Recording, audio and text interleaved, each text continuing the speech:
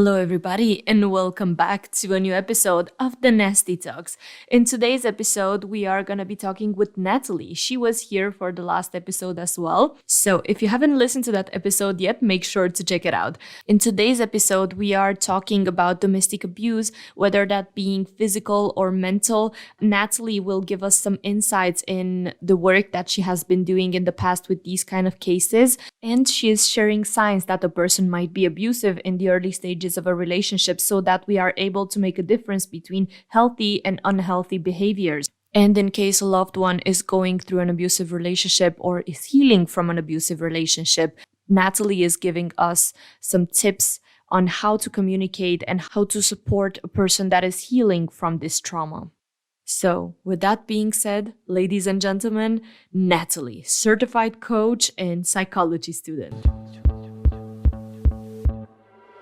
Welcome, Natali. Hi, Nico. Thank you for having me back. I'm very excited to talk about this important topic. Yes, me too. I know you have been working with domestic abuse, and I would like to know what have you been working with exactly? What types of domestic abuse? Is it physical, mental, and if there's any other types? Here, I want to make a distinction. I am no longer working with any sort of abuse. In coaching, technically, I'm not allowed. It's not ethical to work with heavy stuff like Yeah. murder attempts, constant beatings, and all of that. If there is some gaslighting, or if it's more of a codependent relationship, then there are some things I can do. But heavy stuff I used to work with when I was a counselor for victims of abuse for the government of Estonia.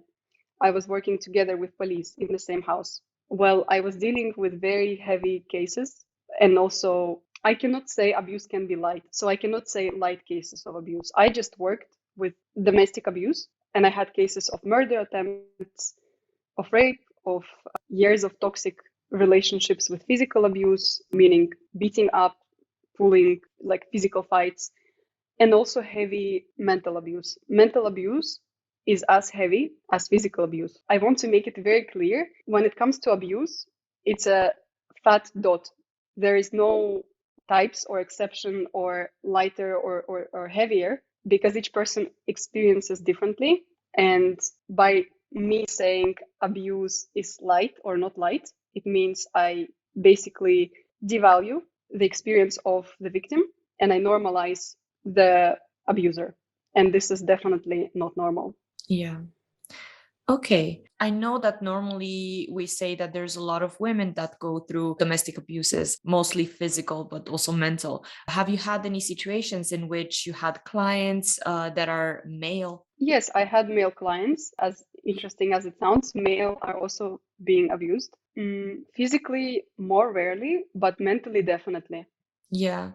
Can you? When it comes to abuse, there are so many dimensions to it. It can be one-sided, where abuser wants to degrade the victim, Yeah. and abuser gets pleasure from this torturous action. But there is also mutual abuse, where there is a couple, they're emotionally unstable, they haven't worked through their trauma, they're in a codependent relationship, and they fight, fight, fight. It can be only verbal, it can also be physical, and they kind of roll like this for years and years, but it's mutual abuse.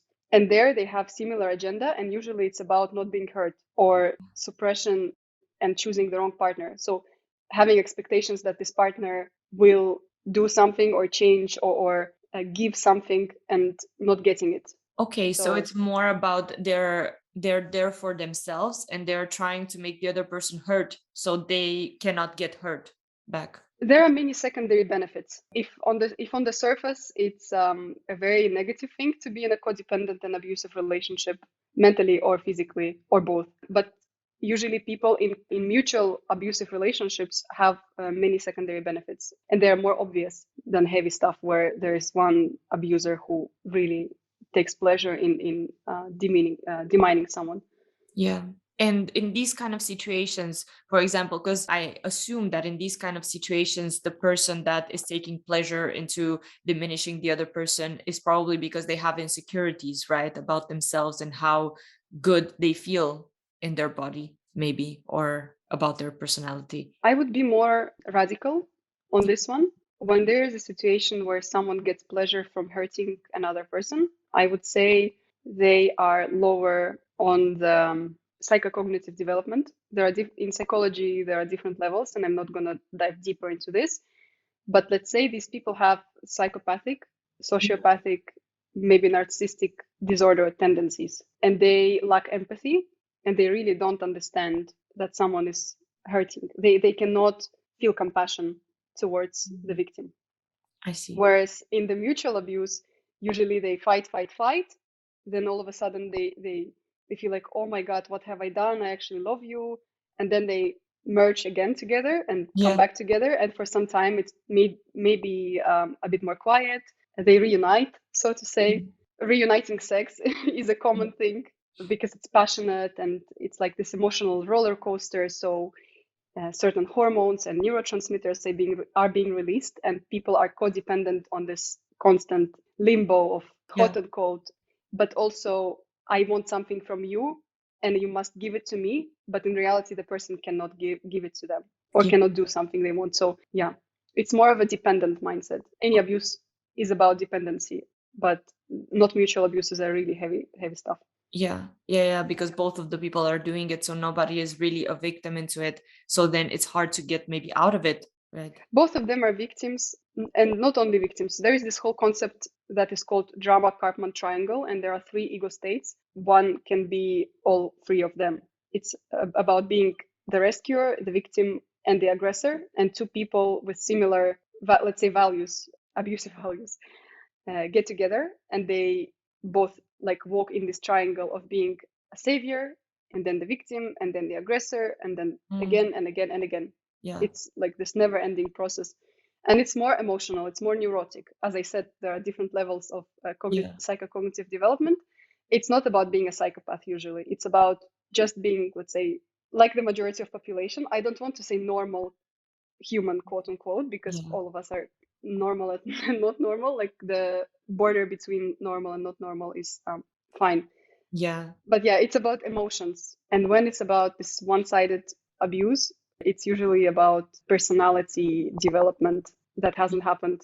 Okay, yeah. So it's more like the fact that that person doesn't really understand who they are truly. Yeah, they usually, if we're talking about psychopaths or sociopaths, they are stuck on a very primitive level of development. And they are like parasites. They, in reality, they do not see their life independently from their victims in this way. So they feed off the victim like this parasite, and the victim is the savior in this case that gives all life sources. That's how it works. It's a very interesting analogy to that. Like the vampire. Vampire cannot live without the victim. If we were to talk about mythology. Can you maybe give me an example of how it starts normally in an abusive relationship, and what should people pay attention to if they are doing it, if they are the abuser in a relationship or they are the victim in a relationship? Can I circle back to the previous question? Yes. I don't remember if I said, you asked me about how often or how common it is for male to be the victims of abuse. Physical abuse usually is not very common towards male victims because simply male are more physically strong, and mental abuse, emotional abuse is very common. I would say it's equal, the ratio between men and women. Men do not usually turn to police and don't usually report unless it gets really acute and there is physical aspect involved. And usually when male gets abused, that's what I've seen in my practice. It's when female becomes overly emotional and she cannot deal with her emotions or convey her message in a normal way anymore. And she bursts out and she kind of like starts pulling or in hysteria hitting the men. And it's more about mutual abuse, or it's more about her trying to deliver something and feeling hopeless and feeling unheard. This is why aggression comes out and she tries to deliver the message violently, which might mean that the man is also a co-abuser, or he just doesn't hear. He's not emotionally available. Yeah, this is how it happens for men. Okay. And how does it happen? Like, what are the early signs that somebody could be an abuser before getting into a relationship with somebody? Or can you even see that? It is very obvious where a person is abusive based on very early stages of communication in simplest things. First component, I would say, generally is a lot of drama and a lot of hot and cold. And when it intuitively feels wrong, like somebody is trying to already tell you something. They don't imagine, they don't even know you. They just met. Let's play out a situation. For example, a woman is looking for a relationship. She goes on Tinder or dating app, and there is a guy that she matches with. And this guy is just one of many guys. She matches with many people, she communicates with many people, and it's all lighthearted. And it's supposed to be enjoyable, it's supposed to be stimulating, it's supposed to be interesting because the intention is positive.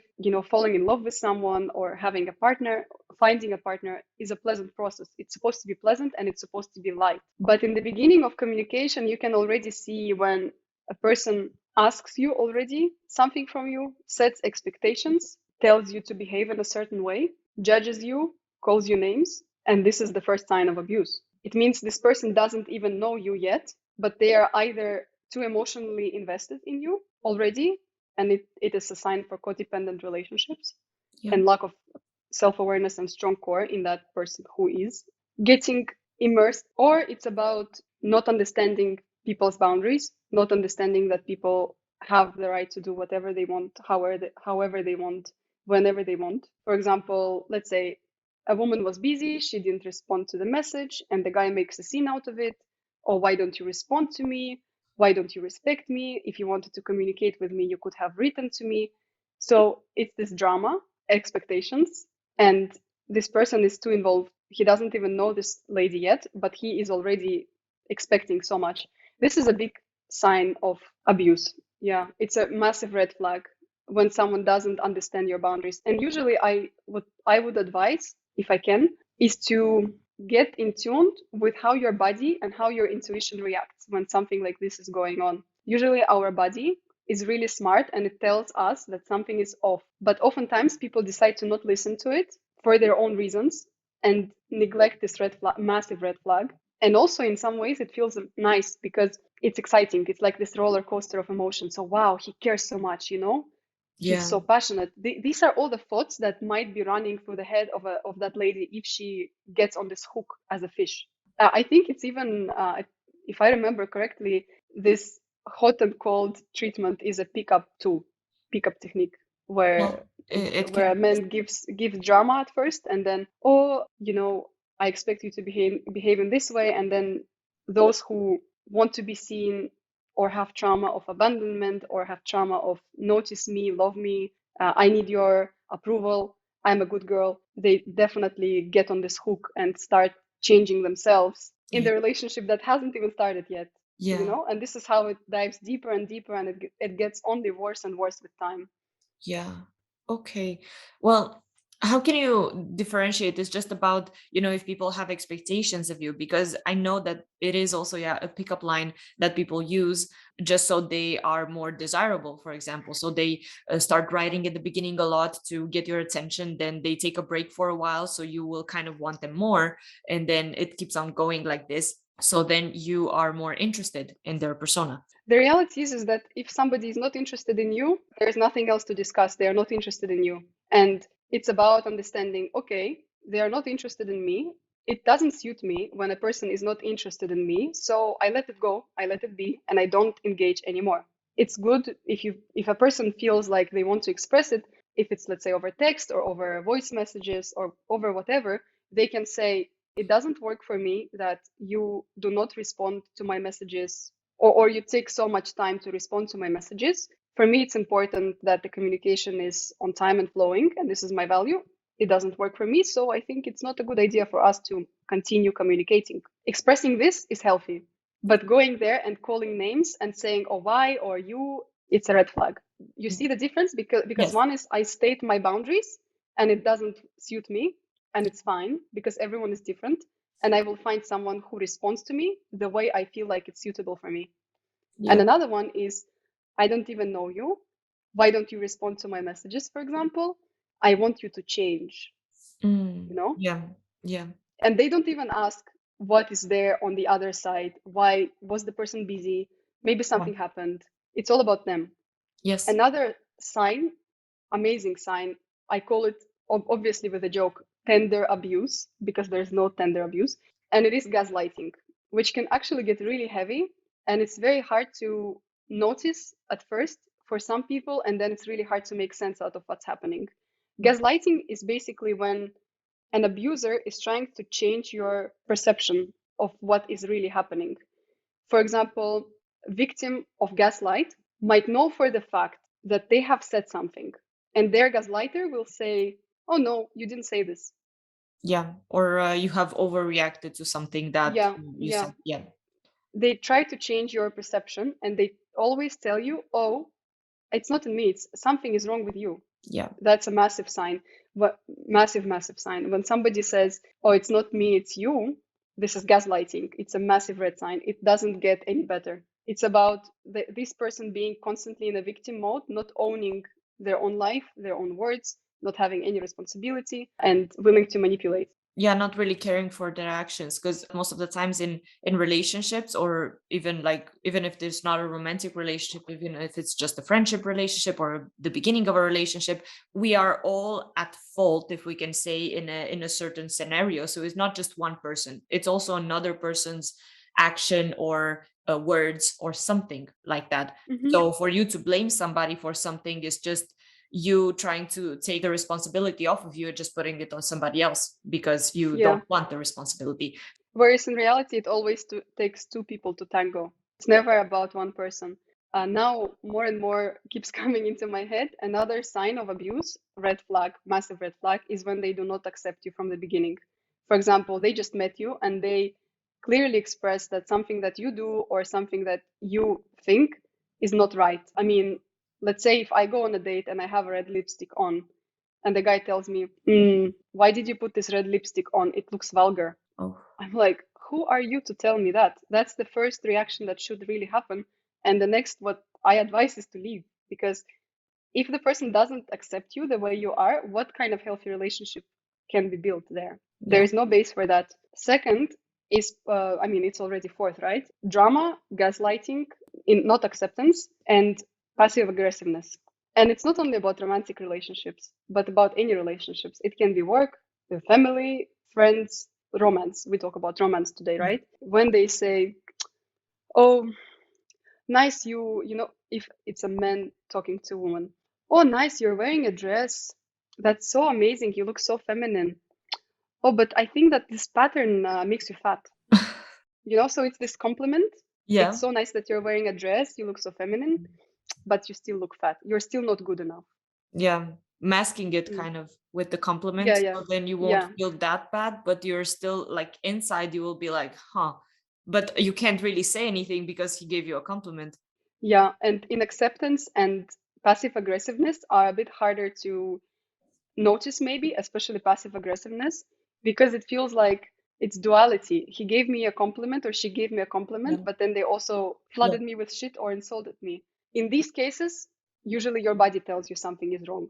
This is where it's very good to tune into your intuition and listen to it, and then step away for a second and really look at it from the factual standpoint. So what just happened? What did he or she say? Am I fine with it or no? And here is a tip, great tip. When this happens and you don't know how to respond to it or how to react, an amazing thing to say is, "What do you mean?" Mm. Because usually they get lost. They don't know how to answer because their intention wasn't to deliver a certain thought to you or idea. It was to just put you down. They usually get lost, or they start explaining more and more. And in their communication, in their explanation, you can actually hear deeper what they have to say. And what, Yeah. how they actually feel, or what they actually really meant with the words that they were saying. This is more like the, okay, as you said, you cannot say it light, that is like a light abuse. But what if, for example, there's a situation, domestic abuse, in which people have been threatened with death, for example? Hmm. Have you had any experiences like that? Yes, I have many. I've had one client I remember so vividly. She was a young lady, very smart, very playful, very flirty, beautiful, very bubbly. She had this Yeah. nice vibe, but she was in a terrible relationship, terrible relationship, very codependent and abusive. And her partner attempted her murder twice. He almost threw her out of the window from the sixth floor twice in the middle of their argument. When I was listening to them, my hair on my head was moving because, I mean, it's real, right? Person was Yeah. almost killed, and Yeah. it's a criminal case, obviously. But they have to say so much, and they also explain it in so many ways. And it was very interesting to be able to be compassionate towards her point of view and understand where it actually comes from without judgment. And how do you help a person that is going through something like that? Do they have any scars for future being, almost killed by somebody? And how do you help them go through that? For every case, it's very different Yeah. how they perceive what has happened to them. In this particular case, her psyche was in the protective mode, so her psyche and she devalued this experience because she was so dependent and so willing to be with this guy. She kept on saying, "Oh, I know he did something wrong, but I know he can be better. I want to change." Because when I was working, there were several scenarios for what we could do in such critical situation. Some of the cases we were obliged to take on radical actions, but usually I mean, I was just asking them questions to understand how they think better and highlight some things. So maybe they build their awareness. In all helping professions, be it psychiatry, psychology, or coaching, or being a counselor for victims of abuse or for anything else, the main idea and the main aim is to help a person become more self aware and understand where they're at and have better understanding of reality. Yeah. See not only narrow mindedly, but look at everything. Yeah, the full picture. How did she feel? How did he feel? How did the situation seem from the outside? So usually, yeah, I ask questions about this experience, what it meant to her, how she feels, what would she like to have in her life. It's very important in these critical situations as a counselor to not panic and to not start labeling this person because it's Mhm. heavy on them anyways. It's really asking about how I can be of support. If you wanted to change it, what would you want? Yeah. How would you want it to be? What would you want to live? What would you want to feel? And it's trying to ask them in a way so that they can see their brighter future and try to ask them mm, how they can be powerful. So it's important to remind them that they have capacity to live better and happier and independently, but not push it. Just Yeah. ask and highlight because every person has talents and strengths. It's important for these people who are victims, who are destroyed, to show them that they are still talented, they still have strengths, and Yeah. that they can change. And then ask them how I can be of help. And then Mhm. asking questions, how did they feel? What do they want for themselves? How do they see their life? All of that, because it helps to take them out of this traumatic event and actually remind them that they matter. Yeah. I am asking you this because I think a lot of people have in their lives people that have been through domestic abuse, and maybe not necessarily through they haven't necessarily been threatened with death, but still they had a very traumatic experience. So then how can friends or family be there for somebody that has been through something like that, and how can they help them in any way? So I think putting themselves into a mind of a professional and knowing what to say and what to ask is really important. This is a great question. Thank you so much for asking. Initial reaction in many people is to give advice or start rationalizing what has happened, and it doesn't help. What really helps is to just be there for them, meaning allow them to have space and show them that you're there for them. Do not label, do not rationalize and explain why something has happened. Definitely do not victim blame by saying, I told you that he is a bad man. I told you this will happen. Why didn't you listen to me? Why can't you live normally? All of these questions, please forget them. They are not helpful. They are actually damaging. Just ask, how can I help you? How can I support you? I'm here for you if you need me. And do exactly as the person says, because it's not about you. If you really, when a person wants to help, it's not about you. True help is not about the helper. That's important to understand. Yes, especially I think in these situations, it's hard for the victim to be able to open up maybe and talk about the things, and it's hard for them to be asked from so many directions, how are they feeling, how are they doing, how is everything going. And I think just creating a space in which they are able to talk about it if they want to and get any help, that is enough, rather than being bombarded by questions and thoughts and everything. Definitely, yes. Um, That's that's a massive point. I think that's very good. And what are your thoughts on the sentence, why didn't you just leave? Why don't you just leave when some kind of abuse happens in a relationship? Why do you think people don't just leave? Abusive relationships, in its essence, is dependency of some sort, as dry as it sounds, but this is the root cause. And when it comes to dependency, it is deeply rooted, usually in childhood. And dependency doesn't come alone, usually, because it's a dependent mindset or dependent way of thinking. So people can mediate between having dependency in relationships, to drugs, to alcohol, to sex, to food, to other compensatory behaviors like shopping, where they get emotions and pleasure, and where they feel alive, and where they feel the void that's inside of them, where they feel loved, where they feel like they matter. This is why they don't leave. Asking why don't you leave, it's absolutely useless. Oftentimes, these people don't even know themselves why. I kept hearing so much from victims of abuse of 40 years. I want to leave so badly. And when you look at their life, they're even independent financially. They have their own property. They have job. They have social circle. They could leave any moment, and their life would be actually much better without the abuser. And they say, I want to leave, and I know my life would be better, but I can't. Or I don't know how. I don't know why. And when I really was tapping into the history of how it all started, I was asking them about the life, all the experiences they had.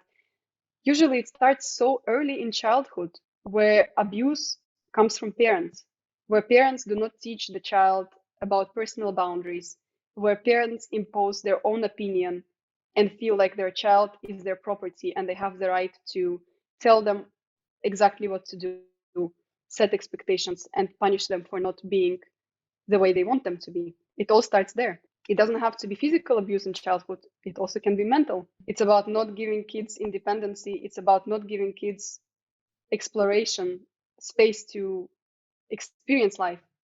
It starts there. And then once the scenario is set, it carries on into the adulthood and it can last for the whole life, even. I've had clients, elderly ladies, retired, living for, like I said, 40 years. I have a particular case in my head with an abuser, alcoholic, who beats her up, who was cheating on her, who even brought STIs back into their sexual life and family. And she had to, during Soviet times, she had to treat herself. So imagine what kind of shame it was. And she Yeah. still stays with him. And when I was asking her about, okay, so tell me this, tell me that, I heard that her mom was very abusive and she used to hide from her mom under her bed because mom was beating her for bad grades or being a certain way or being unruly. So it's a massive topic, very sad, but this is why we're talking about it, because I want to share my experience and bring light to this topic. Yeah. And maybe help people that are going through this. Yeah, there are questionnaires to evaluate your relationship.